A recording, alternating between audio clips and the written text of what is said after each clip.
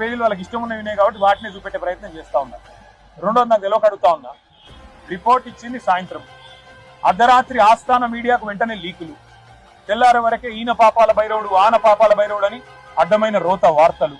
అంటే ఎంత ఉద్దేశపూర్వకంగా అంటే ఇంకా 650 పేజీల రిపోర్ట్ ఎవరు చదవకముందే 2 పత్రికలకు మాత్రం తెలిసి రోత వార్తలన్నీ రాసి వడ్డించి వార్చి కేసీఆర్ గారి మీద బీఆర్ఎస్ మీద ఏదైతే కుట్ర చేసే ప్రయత్నం చేస్తున్నారో, చిల్లర ప్రయత్నం చేస్తున్నారో, ఆ నివేదిక ఒక గ్యాసు ట్రాష్ తప్ప ఏం లేదు.